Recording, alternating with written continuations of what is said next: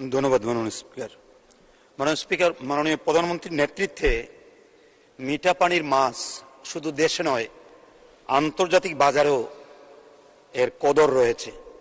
ইতিমধ্যে মৎস্য ক্ষেত্রে একটি বৈপ্লবিক পরিবর্তন হয়েছে।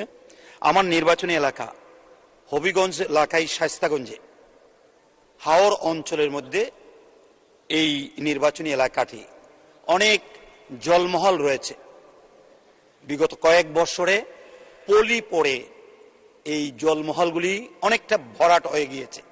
মাননীয় মন্ত্রী মহোদয়ের দৃষ্টি আকর্ষণ করে জানতে চাই, মিঠা মাছের সংরক্ষণের স্বার্থে এই জলমহলগুলি পুনর্খনন করে সংস্কার করে আবার নাব্যতা ফিরিয়ে আনা উদ্যোগ নেবেন কিনা। আপনাকে ধন্যবাদ মাননীয় স্পিকার। ধন্যবাদ মাননীয় সদস্য। মাননীয় মন্ত্রী। মাননীয় স্পিকার, যে সমস্ত জলাশয়গুলো ইতিমধ্যে ভরাট হয়েছে বা আমাদের পানির যে গভীরতা সেই গভীরতা কমে গেছে, সেগুলো অবশ্যই ভরাট করা হবে, খনন করা হবে।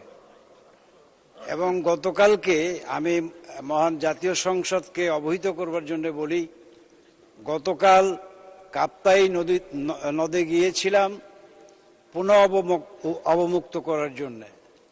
আসলে সেই কাপ্তাই নদীর চেহারাটা আমি মলিন দেখেছি এই একই কারণে যে সেখানেও এই ভরাট হচ্ছে এবং পানির গভীরতা কমে যাচ্ছে। মাননীয় প্রধানমন্ত্রী বঙ্গবন্ধু কন্যা শেখ হাসিনা তিনি ইতিমধ্যেই সিদ্ধান্ত নিয়েছেন, নির্দেশ দিয়েছেন যে এই সমস্ত জলাশয়গুলো যেখানে যেখানে ভরাট হচ্ছে তা পুনর্খননের ব্যবস্থা গ্রহণ করা হবে। মাননীয় স্পিকার, আপনাকে ধন্যবাদ।